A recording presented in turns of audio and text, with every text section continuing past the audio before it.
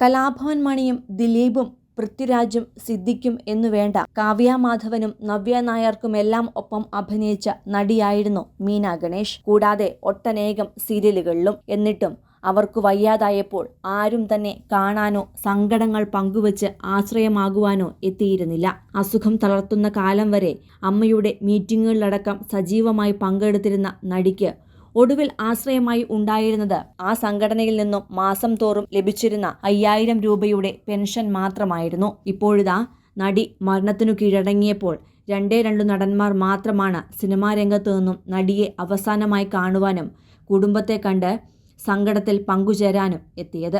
നടിയുടെ മരണവാർത്ത എത്തിയപ്പോൾ നിരവധി പേരാണ് സോഷ്യൽ മീഡിയയിൽ അനുശോചന കുറിപ്പുകളുമായി രംഗത്തു വന്നത്.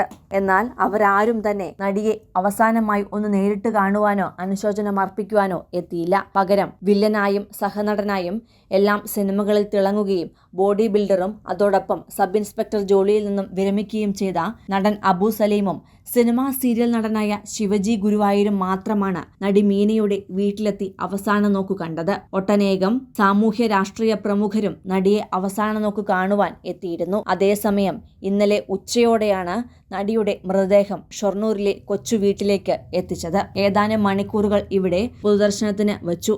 മൊബൈൽ മോർച്ചറിക്കുള്ളിൽ വച്ചിരുന്ന മീനയുടെ മൃതദേഹത്തിനരികെ വിങ്ങിപ്പൊട്ടിയായിരുന്നു മകൾ സംഗീത ഇരുന്നത്. മകൻ മനോജ് ഗണേഷും വീട്ടിലുണ്ടായിരുന്നു. അമ്മയെ അവസാന നോക്കു കാണുവാൻ എത്തിയവരോട് സംസാരിച്ചും അമ്മയുടെ ഓർമ്മകളും വിവരങ്ങളുമെല്ലാം പങ്കുവച്ചും മകനായിരുന്നു ഉണ്ടായിരുന്നത്.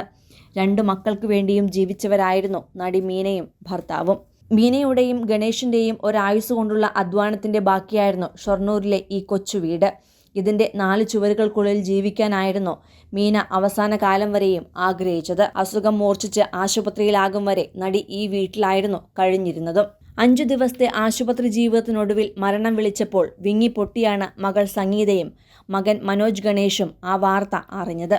ഒടുവിൽ മണിക്കൂറുകൾക്ക് ശേഷം ആ വീട്ടുമുറ്റത്തേക്ക് മീനയുടെ മൃതദേഹം എത്തിച്ചപ്പോൾ 100ഓളം പേരാണ് അവസാനമായി കാണുവാൻ എത്തിയത്. അതിൻ്റെ ചിത്രങ്ങളാണ് ഇപ്പോൾ നടിയെ സ്നേഹിച്ചിരുന്ന ആരാധകരിലേക്ക് എത്തുന്നതും. 81 വയസ്സിലാണ് നടി മരണത്തിനു കീഴടങ്ങിയത്. ഇന്നലെ പുലർച്ചെ 1:20 ഷൊർണൂരിലെ PK ദാസ് ആശുപത്രിയിൽ വെച്ചായിരുന്നു മരണം സംഭവിച്ചത്. രക്തസമ്മർദ്ദം കൂടുകയും തുടർന്ന് മസ്തിഷ്കാഘാതം സംഭവിക്കുകയും ചെയ്തതിനെ തുടർന്ന് 4 ദിവസം മുൻപാണ് നടിയെ ആശുപത്രിയിൽ പ്രവേശിപ്പിച്ചത്. സംസ്കാരം ഇന്നലെ വൈകിട്ട് 4 മണിക്ക് ഷൊർണൂർ ശാന്തിതീരത്ത് വെച്ചാണ് നടന്നത്.